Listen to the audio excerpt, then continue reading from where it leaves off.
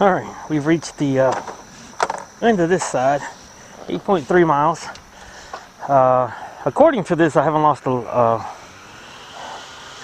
a single bar, but it's pretty close to losing that first one, I think. If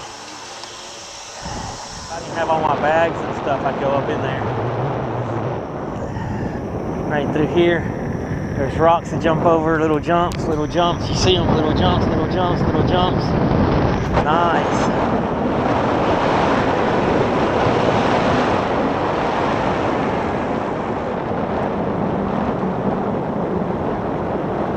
Very cool, very cool, very cool. Alright, so now back we go.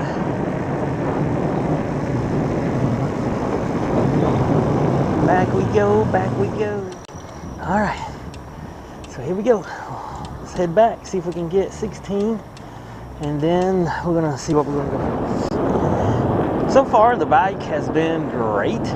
I'm comfortable. It's only 9 miles I've been right now, but I'm comfortable. Excuse me.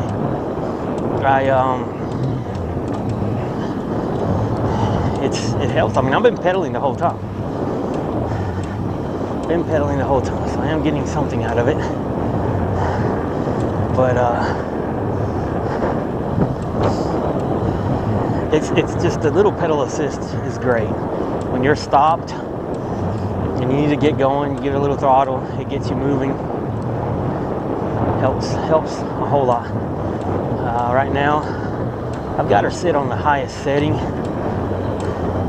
as far as the gears, and I got her sit on level assist, pedal assist 2. Once it gets going into some of the flatter areas, then I kick it into 3, and we get moving a little bit better. But this is good, 15 miles an hour, easy pace. Now we'll kick it up to 3. She'll get up to about 18 to 20.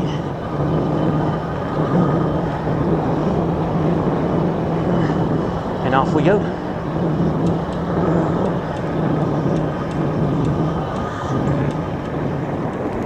These boardwalks are beautiful. Beautiful, beautiful.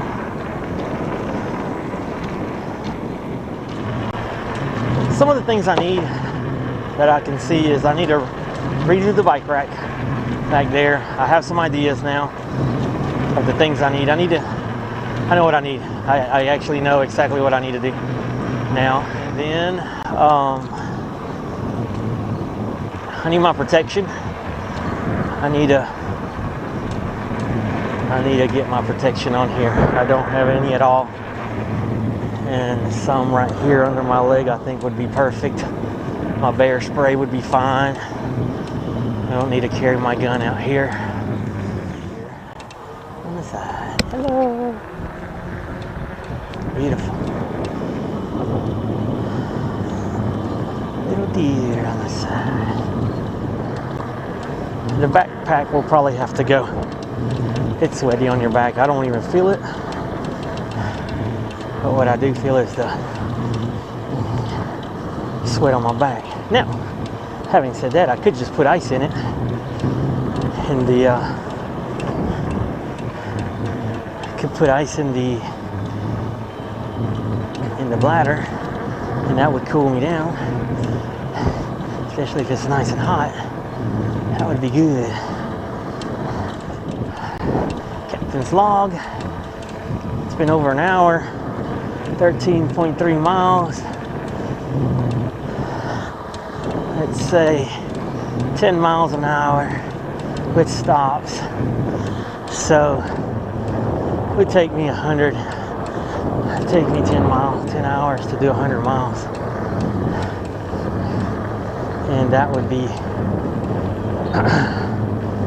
pretty tough. 10 hours of riding bike all day. I think the optimum, most fun part would be to go out, park in Atlanta, go out and take your time and ride all the way out. Taking your time, stopping for lunch, enjoying the day all the way to Alabama, and then finding the closest hotel or whatever it needs to be. I don't know that after a whole day of riding you want to camp out in the hot sun. I want a shower, I want a bed, I want some air conditioning. I won't lie to y'all. Some people can handle all that crap. I can handle it, but I don't want to. I'm gonna figure out, I gotta figure out my times. It's not gonna do 10 miles. I'm not gonna be able to go and come back in one day. Not gonna happen. That'll be a 12-hour day at the minimum. Through the tunnel, through the tunnel. Get up here, we're gonna take a quick break, drink some water, and then decide, do we do this one again? That'll take us to 32 miles. We're at 16 right now, so just a little over 32 miles. 33 is what I wanted. Maybe we'll do this one again and not fight traffic. We know what we're doing. Let's see what we're gonna do. I will say this. You do not want to run out of battery on this bike and have to pedal far. Ooh-wee. I pity the fool. I pity the fool who has to pedal this bike around. She's a beast. They call her Karma. She'll cut your legs off like Jeffrey Dahmer and eat them.